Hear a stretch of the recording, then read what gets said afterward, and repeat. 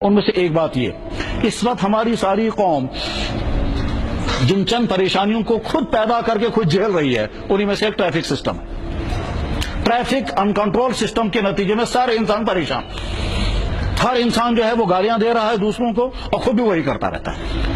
اس سلسلے میں محکمہ ٹریفک کی کیا ذمہ داری ہے، یہ تو وہ پوری کریں گے، یہ تو ان کی ڈیوٹی ہے، مگر ہم لوگوں کی بحیثیت مسلمان کی کیا ڈیوٹی ہے؟ پہلی بات یہ، ہم نے سمجھا ہی نہیں یہ کہ ٹریفک کے متعلق ہمارا اسلام کوئی قانون بیان کرتا ہے۔ اللہ کے نبی علیہ الصلوۃ والسلام نے فرمایا ہر جگہ نماز پڑھنا درست سوائے چند جگہوں کے، سڑک میں نماز مت پڑھنا۔ ترمذی شریف حدیث موجود ہے، زمین ساری کی ساری مسجد ہے، جہاں چاہیں وہاں نماز پڑھ سکتے ہیں، مگر 7 جگہوں پر نماز نہیں پڑھنا، ان میں سے قاریۃ الطریق، راستے میں نماز مت پڑھنا۔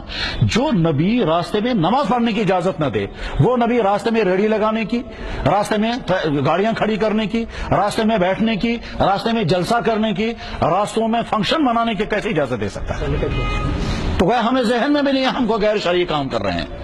اس لیے ہم سمجھیں کہ راستوں کا غلط استعمال غیر شرعی ہے۔ راستوں کا غلط استعمال کیا کیا ہوتا ہے؟ راستوں میں گاڑی کھڑی کرنا، راستوں میں دکانیں لگانا، راستوں کے اندر فنکشن کرنا، راستوں کے اندر کھیلنا، راستوں کے اندر میٹیریل ڈالنا، چاہے وہ کنسٹرکشن کا میٹیریل کچھ اور، راستوں کے اندر کرکٹیں کھیلنا، یہ سارا کا سارا اسلام کے خلاف ہے۔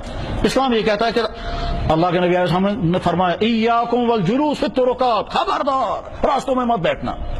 ایاکم والجلوس فی الطرقات، بخاری میں حدیث، خبردار راستوں میں مت بیٹھنا۔ صحابہ چونک گئے، حضور فرما رہے خبردار راستوں میں مت بیٹھنا، ڈراتے ہوئے آپ نے فرمایا، بالکل ایسے ہی جیسے ہی کہیں گے خبردار آگ سے بچ کر کے رہنا، ٹھیک ہے؟ تو اسی طرح سے آپ نے فرمایا ایاکم، خبردار راستوں میں مت بیٹھنا۔ صحابہ نے عرض کیا یا رسول اللہ کبھی مجبوری ہوتی ہے بیٹھنے کی؟ آپ نے فرمایا اگر راستوں میں بیٹھنا ہی مجبوری ہے تو راستے کا حق ادا کرنا۔ اور اس کے حضرت راستے کا حق کیا ہے؟ فرمایا گزرنے والوں کے لیے رکاوٹ مت بننا۔ ہم گاڑی کھڑی کر کے دکان میں بیٹھیں گے، وہاں شاپنگ کرتے ہیں، لوگ آ کر ہارن بجاتے رہتے ہیں، وہ اندر بیچارہ شاپنگ کرتا رہتا ہے، وہ سمجھتا ہے نہیں میں دوسروں کے لیے تکلیف کا ذریعہ ہوں۔ ذہنوں سے ہی نکل گیا یہ کوئی غیر شرعی کام ہے۔ ہم نے سمجھا شریعت شاعری ہماری صرف مسجد کے اندر صرف عبادت کے حد تک ہے، ایسا نہیں ہے۔ اسلام مکمل دین، زندگی کے تمام شعبوں کے متعلق مکمل گائیڈ کرنے والا دین ہے۔